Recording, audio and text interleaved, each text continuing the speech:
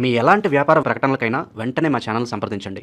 నమస్తే. ఈరోజు మన స్టూడియోలో ప్రముఖ ఆధ్యాత్మికవేత్త ఆస్ట్రో న్యూమరాలజిస్ట్ జయప్రద గారు మనతో ఉన్నారు. మేడం గారితో మాట్లాడేద్దాం. నమస్కారం. నమస్తే అమ్మా. శ్రీమాత్రే నమః. సెప్టెంబర్ మాసం విశేషంగా వృషభ రాశి వాళ్ళకి ఏ విధంగా ఈ మాసం కలిసి రాబోతుంది? గ్రహణం తాలూకు ఇంపాక్ట్ పాజిటివ్గా ఉంటుందా, నెగిటివ్గా ఉంటుందా? ఓవరాల్గా ఎలాంటి జాగ్రత్తలు తీసుకోవాలి? తప్పకుండా గ్రహణం తాలూకా ఇంపాక్ట్ పాజిటివ్ అంటే పాజిటివ్ అనేది ఎవరికీ ఉండదు నాన్న. అన్ని రాశులకి నెగిటివ్ ఇంపాక్ట్ ఉంటుంది. అయితే కాస్త పరిమాణం అంటే ఏంటంటే 100% అనుభవించే వాళ్ళు కాస్త 70%, 80% లాగా వృషభ రాశి వాళ్ళు 50% అనుభవించాలి కంపల్సరీగా. ఎందుకంటే ఇంపాక్ట్ అనేది ఒకటి, గ్రహణం అనేది ఎప్పుడు కొన్నా మనని ఇబ్బంది పెట్టేదే కానీ మనకి అదృష్టాన్ని మేలు చేసేది కాదు. అయితే ఈ రాశుల ప్రకారం చూసుకుంటే ఇది ఆ రాశిలో జరుగుతుంది. సో మనకి దశమ స్థానంలో అవుతుంది, వృషభ రాశి వాళ్ళకి దశమ స్థానంలో అవుతుంది. సో మేషరాశి వాళ్ళకి లాభస్థానంలో అవుతుంది, కానీ లాభాలు వస్తాయి. దశమ స్థానంలో అవుతుంది కానీ ఖర్చులు పెరుగుతాయి. ఇలాంటివి చెప్తుంటాం. సో ఏదున్నా ముందు అయితే ఆ గ్రహంలోకి ఇంపాక్ట్ ముందు చంద్రగ్రహణం కనుక ఖచ్చితంగా ఆరోగ్యం మీద ఎఫెక్ట్ చూపిస్తుంది. చంద్రగ్రహణం ఎప్పుడు కూడా ఆరోగ్యం మీదే. ఆరోగ్యాలు జాగ్రత్త కాపాడుకోవాలి. ఆరోగ్యం విషయం మీద ఒక 6 నెలలు ఆహార నియమాలు పాటించాలి. ఇలా ఆహార నియమాలు పాటించే వాళ్ళకి గ్రహం ఒక ఇంపాక్ట్ తగ్గుతుంది, లేకపోతే ఎక్కువగా ఉంటుంది. అది రెండోది ఏంటంటే వృషభ రాశి వాళ్ళకి ఈ మాసంలో తృతీయ స్థానంలో శుక్రుడు రాశాధిపతి వెళ్ళి తృతీయ స్థానంలో పడడం వల్ల ఏంటంటే కాస్త సుఖంతో కొంచెం దూరం అవుతుంది. పనులు కాస్త కొంచెం పెరుగుతాయి, బాధ్యతలు పెరుగుతాయి అనుకోవాలి. పనులు అంటే బాధ్యతలు, కాస్త బాధ్యతలు పెరుగుతాయి. ఇప్పుడు ఒక ఇంట్లో వివాహం అయ్యి కోళ్ళు వచ్చిందనుకో ఆటోమేటిక్గా బాధ్యత పెరుగుతుంది. అలాంటి బాధ్యతలు అంటే మంచి బాధ్యత, చెడు బాధ్యతలు అయితే కాదు. ఒక ఉద్యోగం ప్రమోషన్ వచ్చింది, ఆ ప్రమోషన్ ఇస్తే వాళ్ళకి ఖచ్చితంగా దాని తగ్గ వర్క్ ఉంటుంది. ఒక శాలరీ హైక్ చేశారు, ఖచ్చితంగా దాని తగ్గ వర్క్ ఉంటుంది. అలాంటి ఒత్తిడితో కూడిన వర్క్స్ వీళ్ళకి ఎక్కువగా ఉంటాయి ఈ మాసం అంతా. అది కూడా మంచివే, చెడు అయితే కాదు. సో మంచి ఫలితాలకి ఈ వర్క్ లోడ్ అనేది కొంచెం ఎక్కువగా ఉండి టైంకి ఆహారం తినే అవకాశం ఉండదు, టైంకి ఏ పనులు చేసే అవకాశం ఉండదు. కొంచెం బిజీగా తెలియకుండా తిరుగుతూ ఉంటారు. ఎందుకు తిరుగుతున్నారో, ఏం చేస్తున్నారో, దేనివల్ల ఇలా జరుగుతుందో అనేది వాళ్ళు గుర్తించడానికి మాసం అయిపోతుంది. అలాంటి పరిస్థితి ఈ మాసంలో వీళ్ళకి ఉంది. ఎందుకంటే వీళ్ళకి ఎంతమంది చూసుకున్నా కర్కాటక రాశిలో శుక్రుడు, తర్వాత సింహరాశిలో కేతువుతో కలిగిన బుధుడు ప్లస్ రవి. అయితే వీళ్ళు మళ్ళీ 13 తారీఖు నుంచి కుజుడు మారుతాడు, కొంత రిలీఫ్ వస్తుంది. అలాగే రవి మారుతాడు 17 నుంచి, కాస్త రిలీఫ్ వస్తుంది. కాస్త ఆరోగ్య విషయంలో కొంచెం జాగ్రత్తగా ఉండడము చేసుకుంటూ వెళ్తే రవి మారగానే కొంత అనుకూలంగా కల్పించే అవకాశాలు ఉన్నాయి. కాకపోతే ఏంటంటే చతుర్థ స్థానంలో ఉన్నప్పుడు కాస్త తల్లిదండ్రులు కానీ ఇంట్లో ఉండే సంతానం విషయంలో కానీ కాస్త ఆరోగ్య సమస్య, అనారోగ్య సమస్య కాస్త వేధిస్తూ ఉంటుంది. ఏమి జరుగుతుంది అక్కడ, కానీ ఏదో రకమైన బాధతో ఏదో ఒక రకమైన బాధ్యత తీసుకోవాలి చెప్పాను. ఆ బాధ్యత ఇంట్లో ఇంకా ఉద్యోగం లీవ్ పెట్టి ఇంట్లో ఉండాల్సిన అవసరం ఉంటుంది. అది కూడా ఒక బాధ్యత వాళ్ళకి, అలా ఉండే అవకాశం ఉంటుంది. ఇవన్నీ ఏంటంటే మనం ఇప్పుడు ఏదో గోచర రీత్యా జరిగే ఫలితాలు చెప్తున్నాం. సో ఇంకో కొంచెం మంచి ఫలితాలు ఏమున్నాయంటే వీళ్ళకి విదేశాల కోసం ప్రయత్నం చేసే వాళ్ళకి యోగ్యంగా ఉంది, వాళ్ళకి మంచి అవకాశాలు ఉన్నాయి. తర్వాత ట్రేడ్ బిజినెస్లు చేసే వాళ్ళకి కాస్త మిశ్రమ ఫలితాలు ఉన్నాయి, కానీ బాగుంది. అదే వాళ్ళ పర్సనల్ జాతకం చూపించుకుంటే బెటరు. సో మామూలుగా అయితే వాళ్ళకి కూడా కాస్త అనుకూలంగా ఉంది. విదేశాల్లో ఉండే వాళ్ళకి కాస్తంత అనుకూలమైన పనులు జరిగే అవకాశం ఉంది. ఫాస్ట్గా ఏదనుకుంటే అది జరుగుతుంది. ఈ గ్రహణం తర్వాత ఇంకొంచెం బలంగా పెరుగుతుంది వాళ్ళకి, ఇంకా బాగా చేస్తామని అనుకుంటారు. ఇవి కొంచెం జరిగే అవకాశం ఖచ్చితంగా ఉంది. అయితే అందరికీ కాదు, ఇది కొన్ని జాతకాలకి మాత్రమే, అంటే కొన్ని లగ్నాలకి మాత్రమే.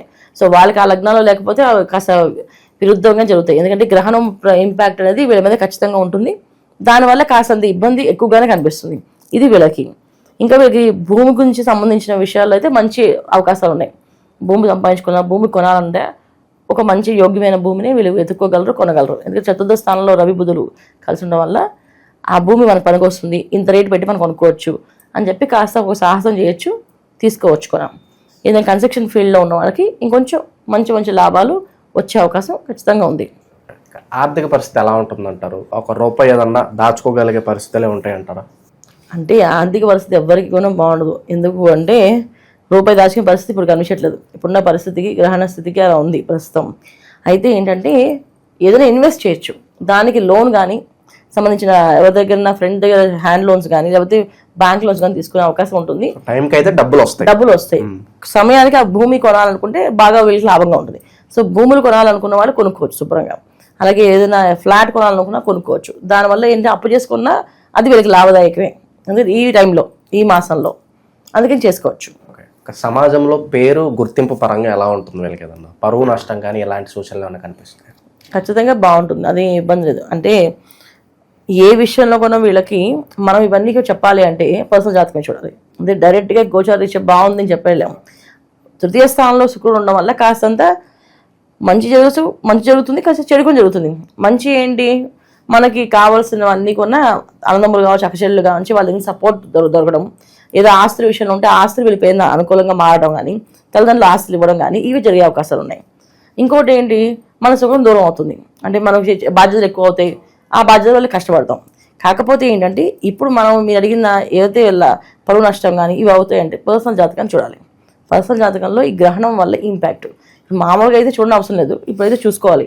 గ్రహణం ఒక ఇంపాక్ట్, లగ్నం ఏమైంది పడది, దాని తగ్గట్టు ఈ గ్రహణ స్థితి ఏ విషయమైనప్పుడు విశేషంగా ఒక ట్రేడింగ్ బిజినెస్ చేయాలి, ఒక వ్యాపారం మీద ఏదైనా వ్యాపారం మీద పెట్టుబడి పెట్టాలి, ఇన్వెస్ట్ చేయాలి, అయితే ఉద్యోగం గురించి ప్రయత్నం చేస్తున్నాం, అయితే విదేశీ ప్రయాణం కోసం ప్రయత్నం చేస్తాం, విదేశాల్లో ఉండాలనుకుంటున్నాం, ఇవన్నీ కూడా పర్సనల్ జాతకంలో తెలుస్తాయి.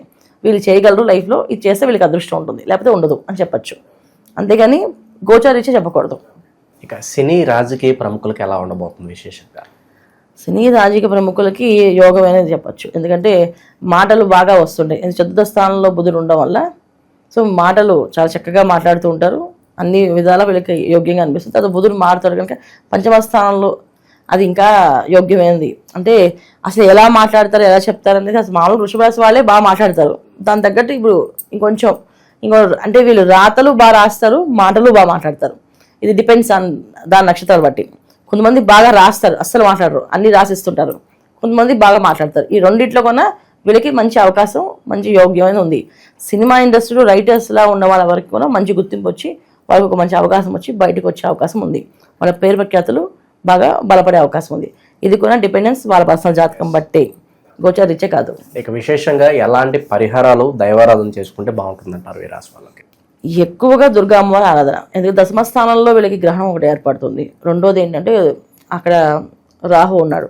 అందువల్ల కాస్తంత వీళ్ళకి ఏదో ఒక రకమైన ఏ పని చేసినా ఒక రకమైన చిన్న రకమైన భయం అనేది ఉంటుంది మనసులో. బయటకు ఏదో ధైర్యం కనిపించినా లోపల చిన్న భయం ఉంటుంది. ఆ భయాన్ని పోగొట్టాలంటే దుర్గా అమ్మవారిని ఆరాధించాలి. ఎక్కువ దుర్గా అమ్మవారి మంత్రాలు, దుర్గాదేవి ఆలయాలకు వెళ్ళడం, ప్రతి శుక్రవారం అమ్మవారి గుడికి వెళ్ళి పులిహోర నైవేద్యం చేస్తుంటే మంచి ఫలితాలు ఉంటాయి వీళ్ళకి. ఓకే, విశేషంగా ఏమైనా దానాలు కూడా చేసుకోవచ్చు అంటారా వీళ్ళు ఏదన్నా? ఖచ్చితంగా ఈ గ్రహణం సంబంధించిన దానాలు అయితే చక్కగా చేసుకోవాలి. ఎందుకంటే అన్నదానం ఎక్కువగా, వస్త్రదానం, విద్యాదానం, వీటిలో ఏది చేయగలిగితే అది శుభ్రంగా చేయండి. అన్నదానం చేస్తే వేద పండితులకి, వేద సంస్థలకి ఉన్న వాళ్ళకి ఇవ్వండి. అది ఇవ్వడం వల్ల మీకు విశేషమైన ఫలితము, మీకు మీ పితృదేవతలకి వాళ్ళు కూడా వస్తాయి. ఇప్పుడు చాలామందికి జాతకాల్లో పితృదోషాలు ఉంటాయి. ఆ దోషాలు ఎలా పోవాలి అంటారు. సో వేద బ్రాహ్మణులకి చేస్తే ఖచ్చితంగా మనకి ఆ దోషం నుంచి బయటపడే అవకాశం ఉంటుంది, ఒక మార్గం దొరుకుతుంది, వాళ్ళకు ఒక వెలుగు చూపించే వాళ్ళం అవుతాం.